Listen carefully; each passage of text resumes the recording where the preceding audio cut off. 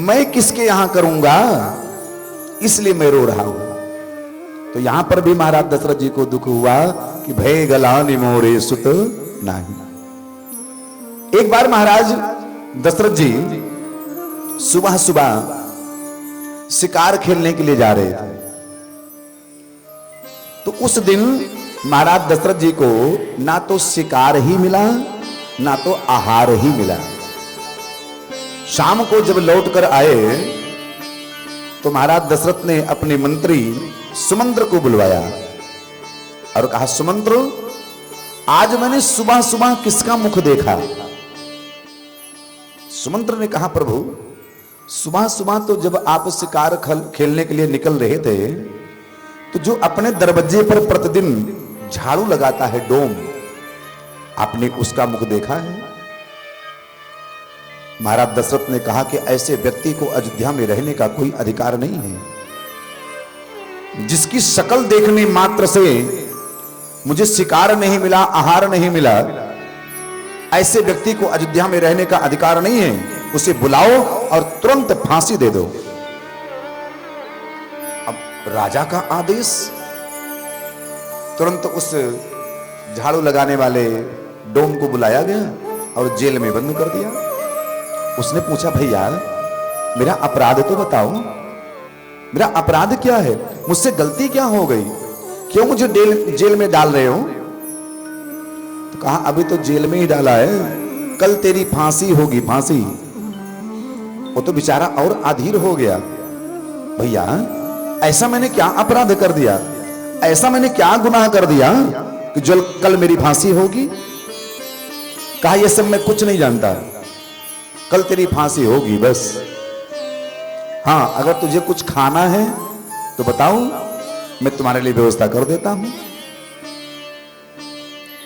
तुम्हें कुछ पढ़ना हो, भाई मरोगे, अपनी मुक्ति के लिए कुछ पढ़ना हो, बताओ, मैं व्यवस्था कर देता हूं। अगर किसी से मिलना हो तो वो भी व्यवस्था। उसने कहा, हां मिलना है। बोले किससे? बोले महाराज दशरथ जी से मिलना है। महाराज दशरथ जी आए। महाराज दशरथ जी से इस डोम ने हाथ जोड़ के पूछा कि हे अन्नदाता, वृद्धा जी कहे गो, हे अन्नदाता, आज मेरी फांसी हो रही है, क्यों? बस मैं इतना जानना चाहता हूं, मेरी फांसी क्यों हो रही है? महाराज दशरथ जी ने कहा कि सुबह सुबह मैंने तेरा मुख देखा, ना तो मुझे आहार मिला ना तो मुझे शिकार मिला, भूखे प्यास से मेरी सारा दिन बीत गया। तुझे जैसे व्यक्ति को अयोध्या में रहने का अधिकार नहीं है। वो डोम बड़ी जोर से हंसा, ठट्ठाका लगा के हंसा। उसने कहा, क्षमा करे अन्नदाता, सुबह सुबह आपने मेरा मुख देखा, आपको आहार नहीं मिला, शिकार नहीं मिला, लेकिन राजन मैंने भी तो सुबह सुबह आपका मुख देखा। मैंने भी तो आप जैसे निर्वंशी का मुख देखा महाराज। आपको शिकार नहीं मिला, आपको आहार नहीं मिला, मेरी तो फांसी होने जा रही है, मैं तो मरने जा रहा हूं। तो महाराज मुझे लगता है कि अयोध्या में आपको भी रहने का अधिकार नहीं है। इसलिए ऐसा करो कि आप भी आओ मेरे साथ में, हम दोनों फांसी पर झूल जाते हैं, अयोध्या सुखी हो जाएगी। इसलिए यहां पर भी महाराज दशरथ जी को दुख हुआ कि भय गलानि मोरे सुत नाही। नहीं तो एक झाड़ू लगाने वाला व्यक्ति मुझे निर्वंशी बोलता, संतानहीन बोलता, तुरंत उसकी फांसी माफ हो गई। देखो, जब किसी बड़ी व्यक्ति के ऊपर कोई आफत आती है ना, नेता मंत्री के ऊपर कोई आफत आती है, तो फिर नए नए कानून बन जाते हैं, तुरंत नए कानून बन जाएंगे। और जो किसी गरीब के ऊपर कोई आफत आती है ना, तो कोई सुनवाई नहीं होती। महाराज दशरथ जी ने कहा ना, इसको फांसी मत देना, इसको उतारो, जल्दी उतारो। और यहां पर इनको दुख हुआ कि भय गलान मोड़े सुत नाही। यहां पर महाराज दशरथ जी ने एक सूत्र दिया है हम संसार वालों को कि जब भी दुख हो तो इधर उधर अपने दुख को मत कहो। इधर उधर आप लोगों से अपने दुख की बात करोगे तो लोग आपके दुख में दुखी नहीं होंगे, प्रसन्न हो जाएंगे। तो बोलेंगे इसके साथ तो ऐसा ही होना चाहिए, अच्छा हुआ, ऐसा ही होना चाहिए। फिर क्या करो, अपने गुरुदेव भगवान के पास जाओ और किसी के पास मत जाओ, अपने गुरु जी के पास जाओ और जाके अपने गुरु जी से निवेदन करो। संसार के लोग तो आपके दुख को दूर नहीं कर सकते, लेकिन आपके गुरुदेव भगवान आपके दुख को भी दूर कर देंगे, इतना उनमें सामर्थ्य है। महाराज दशरथ जी गए और गुरु जी ने कहा, महाराज दशरथ अब चौथेपन में आ रहे हो, दोष आप में है। जैसे आज आए हो ऐसे अगर पहले आ गए होते ना तो अब तक तुम्हारे पुत्र के भी पुत्र हो गए होते। कोई बात नहीं, देर आए दुरुस्त आए। गुरु वशिष्ठ जी ने कहा कि धरहूं धैर्य, धैर्य रखो। तुम एक पुत्र के लिए तरस रहे हो, तुम्हारे यहां 4 पुत्र आने वाले हैं। बस एक उपाय कर लो, कामेष्ट यज्ञ करो। गुरु वशिष्ठ जी ने श्रृंगी ऋषि को बुलाया और सुंदर यज्ञ हुई। उस यज्ञ से अग्नि भगवान चरु का प्रसाद माने खीर का प्रसाद लेकर प्रकट हुए। वशिष्ठ मुनि के हाथ पर दिया, वशिष्ठ जी ने महाराज दशरथ जी को दिया और कहा, ये हबिबाति देहु नृपजाई, ये प्रसाद ले जाकर आप अपनी महारानियों में बांट दो और समय आने पर तुम्हारे घर में एक नहीं 4 पुत्रों की प्राप्ति होगी। और प्रसाद खिलाया। समय आया चैत्र के महीने में दिन में 12 बजे 9वीं तिथि भगवान राम प्रकट हो रहे हैं चारों भाइयों के साथ में। आइए हम भगवान की स्तुति गाएं सभी लोग, बड़ी प्यारी स्तुति है भगवान की।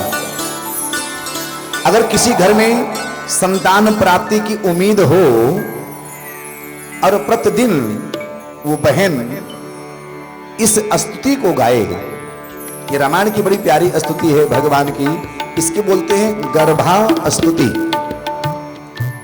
तो उस घर में सुंदर संतान की प्राप्ति होती है और वो बालक बड़ा संस्कारी होता है, बड़ा संस्कारी। आइए हम लोग भी गाएं। सीता राम राम राम सीता राम राम राम, सीता राम राम राम सीता राम राम राम, सीता राम राम राम सीता राम राम राम, सीता राम राम राम सीता राम राम।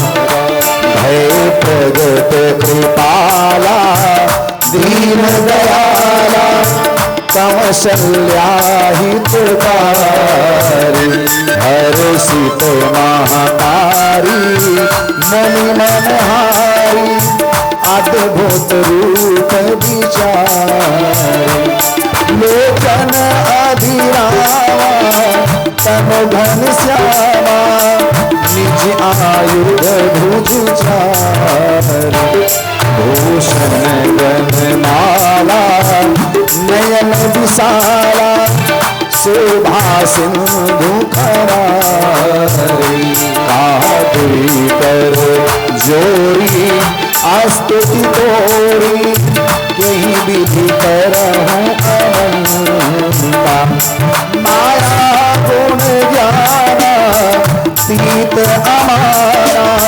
वेद पुराण बन, करुणा सुख सागर सब गुण आगर, जय गावहि श्रुति संता, सोहरहि लागी अति अनुरागी, विगत भय प्रगट श्रीधर, ब्रह्मांड निकाया निरमित माया, रोम रोम प्रतिवेद कहे बासी यहाँ उपहास सुनत धीरमती ज्ञान प्रभु मुस्कारा चरित बहुत विधि चय कहीं कथा सुहाई मातु बुझाई जिन प्रकार श्रुति पूरी बोली से मत बोली अजोता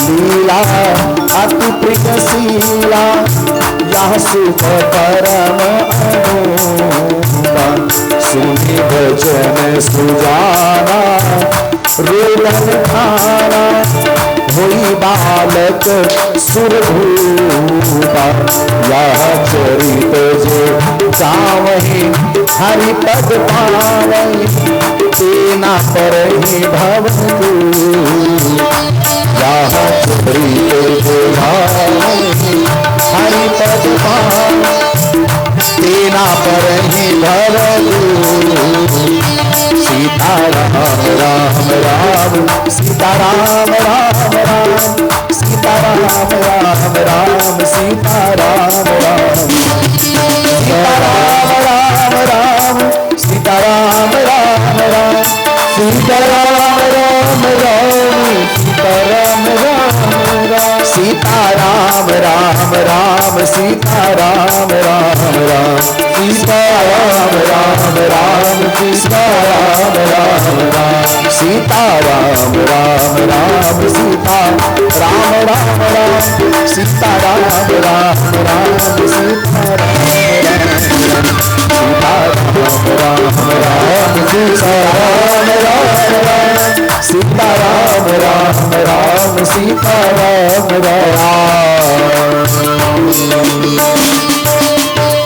रामचंद्र भगवान की जय।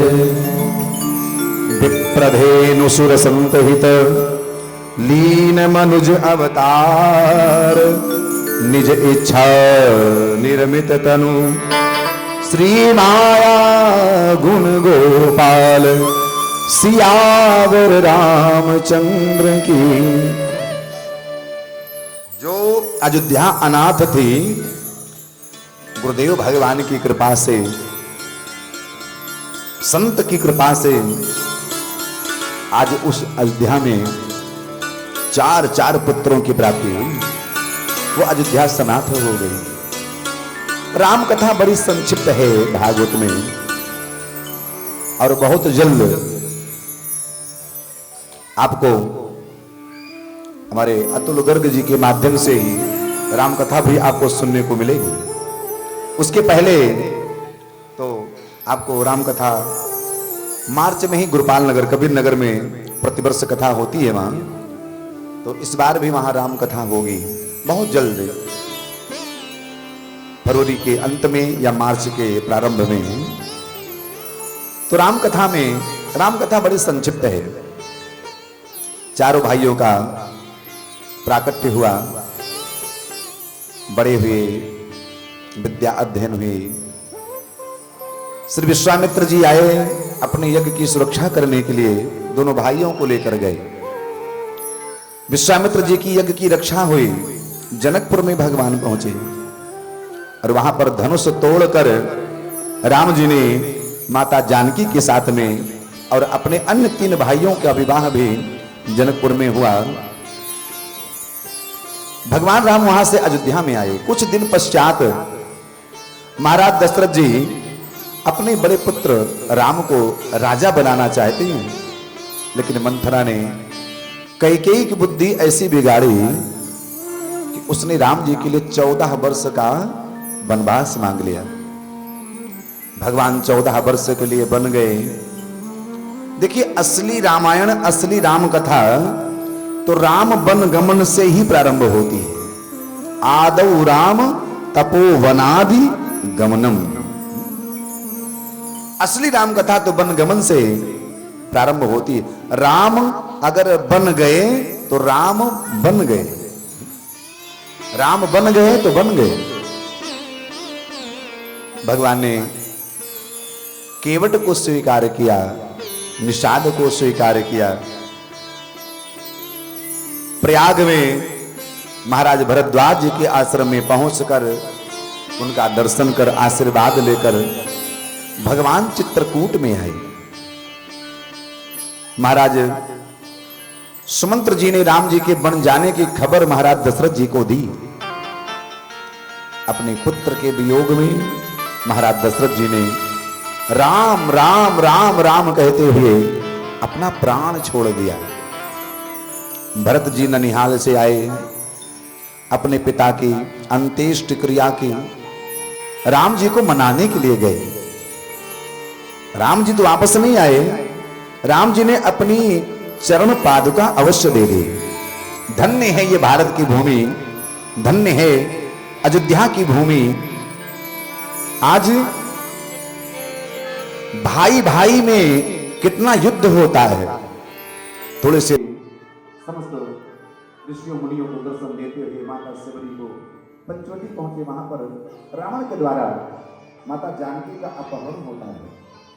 भगवान माता जानकी को खोज करते हुए माता सेवरी के आश्रम में पहुंचे हैं और भगवती माता सेवरी को श्री हनुमान जी महाराज का राम कथा में प्रवेश हुआ।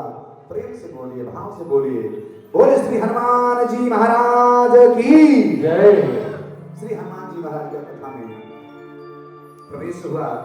श्री हनुमान जी महाराज ने राम जी को ले जाकर सुग्रीव से मित्रता कराई, बाली का संहार कराया। सुग्रीव ने अपने समस्त वानरों की सेना को जानकी जी की घोर पुष्पाल सेना गई। बड़ा भयंकर युद्ध हुआ। इस युद्ध में रावण के युद्ध में रावण का सारा कुल परिवार सब नष्ट हुआ। महाराज विभीषण को भगवान ने राजा बनाया। समय आने पर भगवान राम ने समस्त साकेत वासियों के साथ में साकेत लोक का भगवान प्रस्थान करते हैं। यहां पर संक्षिप्त राम कथा है, विस्तार से राम कथा आपको गुरमान नगर की धरती पर सुनने को मिलेगी। दोनों भाइयों के यहाँ, चारों भाइयों के यहाँ दो पुत्र हुए। श्रीमन नारायण प्रभु से ब्रह्मा जी प्रकट हुए और ब्रह्मा जी से अत्रि मुनि प्रकट हुए। अत्रि मुनि से चंद्रमा प्रकट हुए और चंद्रमा के बुद्ध हुए और महाराज बुद्ध के पुरुरवा और पुरुरवा के 6 पुत्र हुए, आयु, सुतायु, सत्यायु, रय, विजय और जय। और इन्हीं से चंद्रवंश आगे बढ़ा। आगे चल के महाराज इसी चंद्रवंश में एक राजा हुए महाराज गाधी। उनकी एक पुत्री थी सत्यवती। सत्यवती का विवाह ऋषिक मुनि के साथ में हुआ और महाराज ऋषिक मुनि ने एक बार बड़ी सुंदर औषधि बनाई पुत्र प्राप्ति के लिए, एक अपनी पत्नी के लिए और एक अपनी सासू मां के लिए। मां ने सोचा कि जो मेरी बेटी के लिए दामाद ने औषधि बनाई है उसमें कुछ ज्यादा ही मटेरियल डाला होगा, उसमें कुछ ज्यादा ही औषधि डाली होगी। इसलिए क्या हुआ कि बेटी वाली औषधि तो मां ने खा ली और अपनी वाली बेटी को खिला दिया। यहां पर गड़बड़ हो गया। जब महाराज ऋषिक को पता चला तो उन्होंने अपनी पत्नी सत्यवती को बहुत डांटा। कहा ये तूने क्या किया? अब तेरे घर में जो संतान होगी ना वो बड़ी क्रोधी होगी। माता सत्यवती रोने लगी, नहीं नहीं मुझे क्रोधी संतान नहीं चाहिए। कहा तूने अपनी गलती मान ली, इसलिए तेरा जो पुत्र होगा वो क्रोधी नहीं होगा, लेकिन जो तेरा प्रपोत्र होगा वो क्रोधी होगा और तेरा भाई वो बड़ा शांत स्वभाव का होगा। तो महाराज गाधी के यहां विश्वामित्र जी का जन्म हुआ। विश्वामित्र जी क्षत्रिय होते हुए भी शांत स्वभाव के और महाराज सत्यवती के यहां ऋषि के यहाँ जमद अग्नि हुए और जमद अग्नि का विवाह रेणुका से हुआ, जिनके यहाँ भगवान परशुराम का जन्म हुआ। बोले भक्तवत्सल भगवान की जय। इसी चंद्रवंश में आगे चल के राजा हुए नहुक, नहुक के पुत्र हुए यति, ययाति, संयाति, यायति, बीयति, कृति। ययाति का विवाह शुक्राचार्य की बेटी देवयानी के साथ में हुआ, जिनके यहाँ 2 पुत्र हुए, यदु और तुर्वसु। महाराज यदु के वंश में ही भगवान कृष्ण का जन्म हुआ। और महाराज परीक्षित, महाराज बृहस्पति की पुत्री शर्मिष्ठा के, उसके यहां भी 3 पुत्र हुए, ध्रुव, अनु और पुरु। महाराज परीक्षित, पुरु वंश में तुम्हारा जन्म हुआ। और आगे चल के महाराज जो आहुक थे, आहुक नाम के राजा, उनके पुत्र हुए महाराज देवक, और देवक के पुत्री हुई महाराज देवकी, और देवक के उग्रसेन भी पुत्र हुआ। देवक के देवान आदि 4 पुत्र हुए, और 7 बहनें थीं माता देवकी। और 7 बहनों का विवाह वसुदेव जी के साथ में हुआ। 6 बहनों का विवाह तो पहले हो चुका था, और 7वीं बहन देवकी का विवाह कंस ने किया है। महाराज जो उग्रसेन हुए, उग्रसेन के कंस आदि, कंस, सुनामा आदि 9 पुत्र हुए कंस के। कंस 9 भाई था, और इसके 5 बहनें थीं, कंसा, कंसवती आदि 5 बहनें। कंस की जो 5 बहनें हैं, उनका विवाह भी वसुदेव जी के अन्य भाइयों के साथ में हुआ है। वसुदेव जी 19 भाई थे। वसुदेव अकेले थोड़ी हैं, 19 भाई हैं। और कंस की 5 बहनें वसुदेव जी के भाइयों के साथ में ब्याही है। जो छोटी, कंस जब राजा बना, जबरदस्ती अपने पिता को जेल में डाल दिया, मां को जेल में डाल दिया, स्वयं राजा बन गया। खूब अत्याचार हुआ इस धरती पर। साधु संत ब्राह्मण सताए जाने लगे, यज्ञ अनुष्ठान सब बंद करा दिया। धरती माता गौ का रूप लेकर ब्रह्मा जी के पास गई। ब्रह्मा जी सभी देवताओं को लेकर नारायण भगवान की स्तुति किए। नारायण प्रभु ने कहा कि तुम सब लोग चिंता मत करो, मैं बहुत जल्द मथुरा में माता देवकी के गर्भ से मैं जन्म लूंगा। ब्रह्मा जी ने सभी देवताओं को सांत्वना दी और कहा आप लोग चिंता मत करो, भगवान से मेरी बात हो गई। और भगवान ने कहा है कि मैं बहुत जल्दी ही मथुरा में महाराज वसुदेव जी के यहां माता देवकी के गर्भ से जन्म लूंगा। उस समय तो महाराज कंस का इतना अत्याचार बढ़ा था,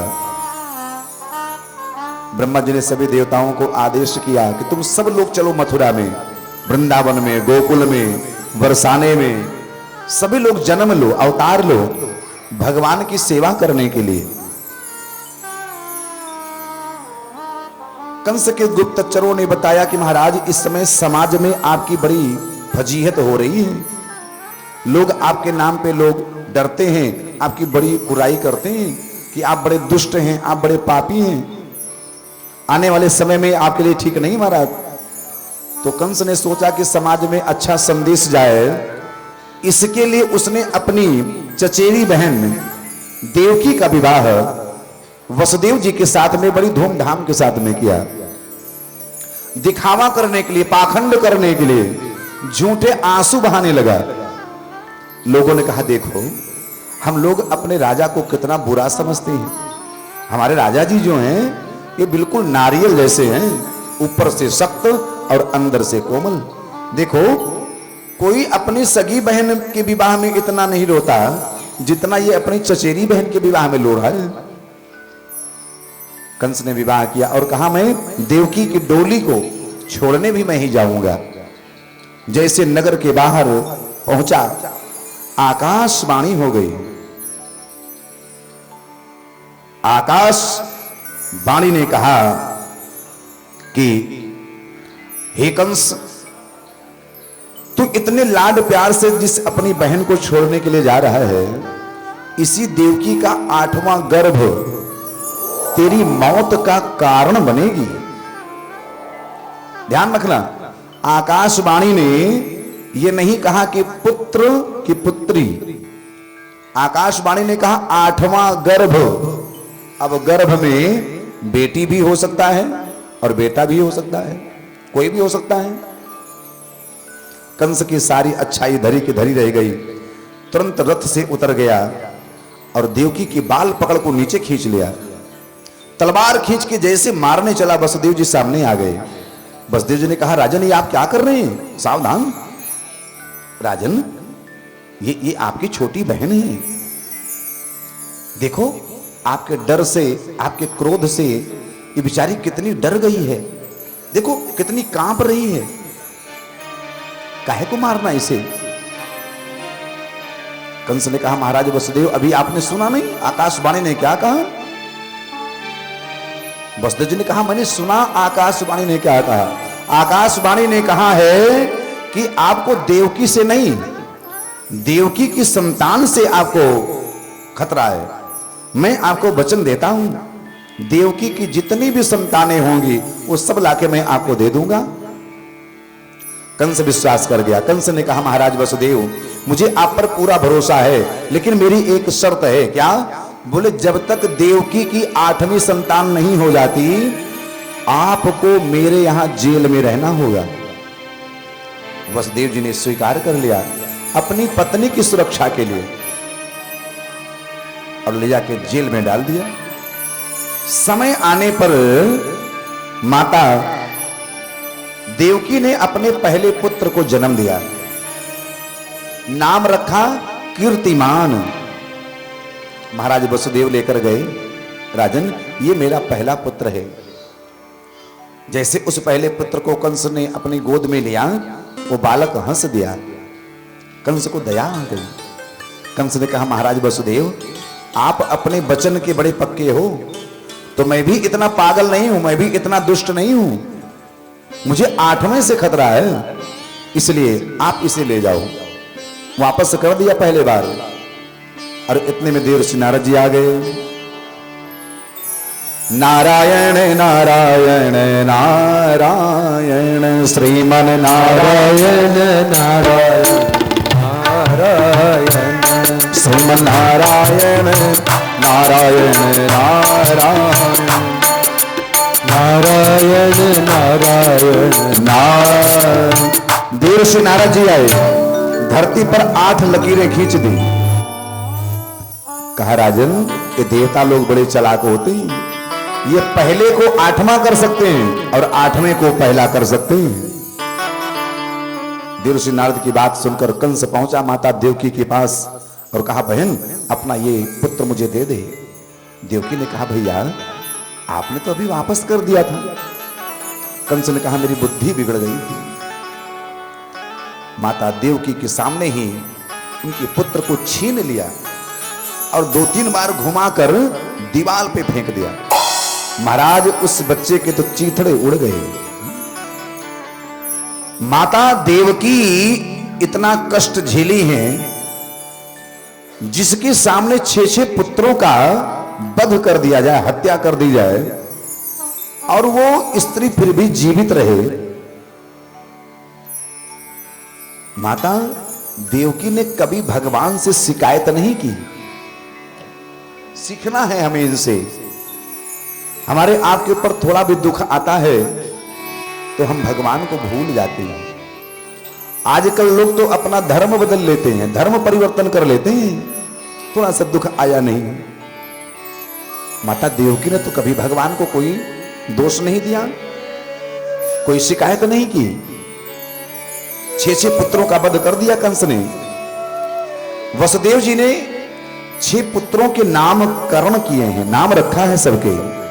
पहले पुत्र का नाम था कीर्तिमान, दूसरे पुत्र का नाम था सुषेण, तीसरे पुत्र का नाम था भद्रसेन, चौथे पुत्र का नाम था ऋजु और पांचवें पुत्र का नाम था सममर्दन और छठे पुत्र का नाम था भद्र। ये 6 पुत्रों का वध कर दिया। 8वें के रूप में शेष नारायण भगवान आए माता देवकी के गर्भ में। भगवान ने अपनी योग माया के द्वारा महाराज वसुदेव जी की एक पत्नी रहती है गोकुल में, जिनका नाम है रोहिणी, तो माता देवकी के गर्भ से निकाल कर ले जाकर रोहिणी के गर्भ में स्थापित कर दिया। और इधर झूठी अफवाह उड़ गई कि देवकी का जो 7वां गर्भ था वो नष्ट हो गया। कंस ने कहा चलो अच्छा ही हुआ, एक पाप करने से बच गया। अब 8वें का नंबर आया। भगवान जब गर्भ में आए, माता देवकी का जो स्वरूप था वो देदीप्यमान हो गया। एक अलग सी चमक आ गई माता देवकी के मुखारविंद पे। मथुरा में कंस की बुद्धि बदल गई। जो पापियों वाली बुद्धि थी, क्रूर स्वभाव वाली जो बुद्धि थी, उसकी बुद्धि में परिवर्तन आ गया। देवर्षि नारद जी ने सोचा कि एक बार दुष्ट को डरा के आऊं। देवर्षि नारद जी आए, कंस ने पूछा कि गुरुदेव अच्छा किया आप जो आ गए, 8वां आने वाला है। देवर्षि नारद जी ने कहा इसीलिए मैं आया हूं। प्रभु बताइए वो कैसा होगा। नारद जी ने कहा बिल्कुल काला काला होगा, घुंघराले बालों वाला होगा, टेढ़ी टांग वाला होगा, मुरली वाला होगा। राजन सावधान रहना, कह के चले गए। अब कंस को काली वस्तुओं से इतना डर हो गया कि अगर अपनी पत्नी की आंखों में काली पुतलियां देख लेता तो डर जाता। वो दाल में छौंक लगता है ना जीरे का, दाल इसके सामने आए, उस जीरे को देख के दाल फेंक देता था, आ गया। इतना अपनी परछाई देख के डर जाता था, इतना डर हुआ। 8वें के रूप में भगवान, भादों का महीना है, कृष्ण पक्ष है, अष्टमी तिथि है, रात्रि में ठीक 12 बजे भगवान माता देवकी के उस गर्भ से प्रकट हो रहे हैं।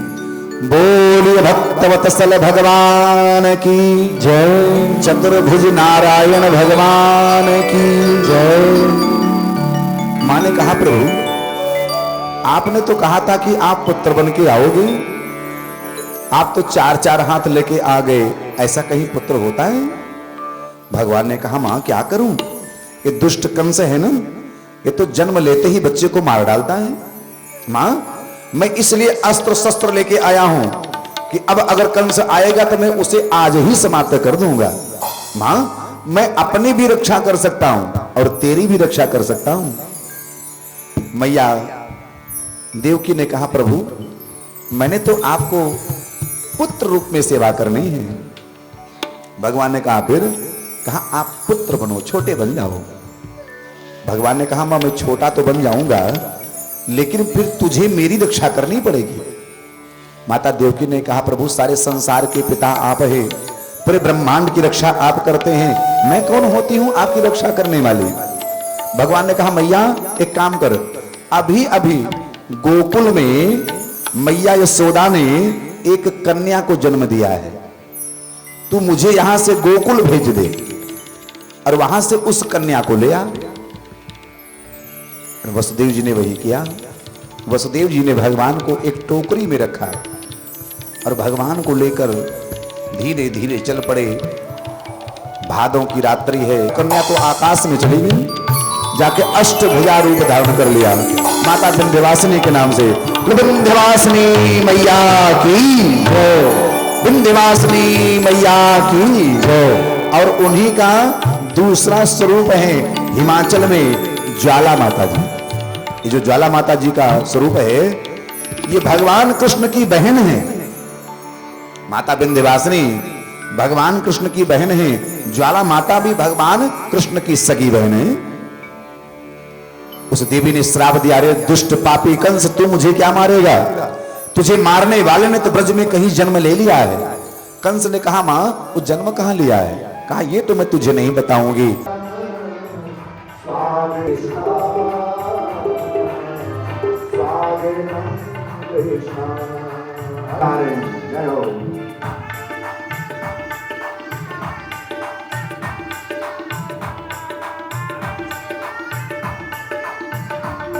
अभियाता तो होगा सलोना मेरा कृष्णा,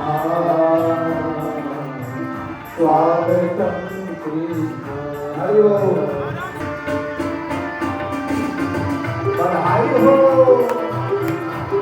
आजा सांवरिया, आजा आजा सांवरिया, आजा आजा सांवरिया, आजा आजा सांवरिया, ओ आजा आजा सांवरिया, आजा आजा सांवरिया, सुनी है गोकुल नगरिया। आजा आजा सांवरिया, सुनी है गोकुल नगरिया। आजा आजा सांवरिया, आजा आजा सांवरिया, आजा आजा सांवरिया, सुनी है गोकुल नगरिया। आजा आजा सांवरिया।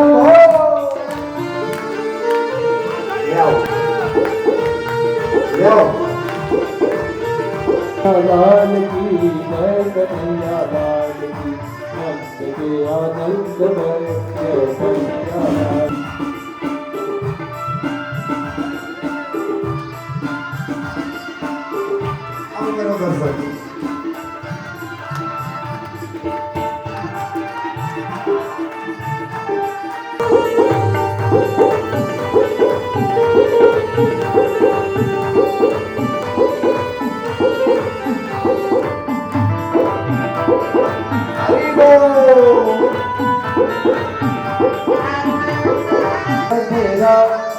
दुनिया लई में नचिया बथेरा, दुनिया लई में नचिया बथेरा, फिर भी ना कोई कमिया मेरा, फिर भी ना कोई कमिया मेरा।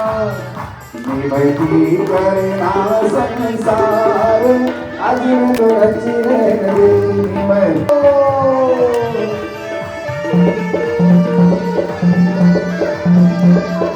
बधाई हो।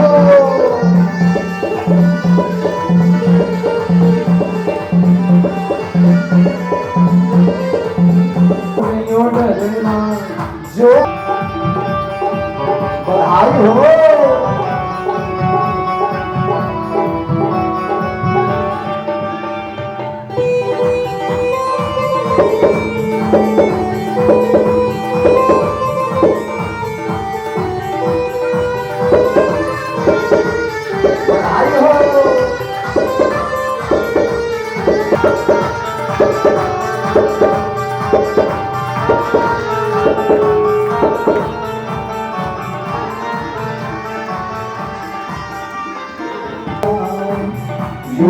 यूद रंग घर आवे, बाल सब रंग मिल जाए। ब्रह्मांड से ब्रज में हो रही जय जयकार। नंद घर लाला जायो है, लाला जायो है, नंद घर लाला जायो है, लाला जायो है, नंद घर लाला जायो है। ब्रज में रहो, ब्रज में रहो, ब्रज में है रही जय जयकार। नंद घर लाला जायो है, ब्रज में है रही जय जयकार। नंद घर लाला जायो। हरि बोल।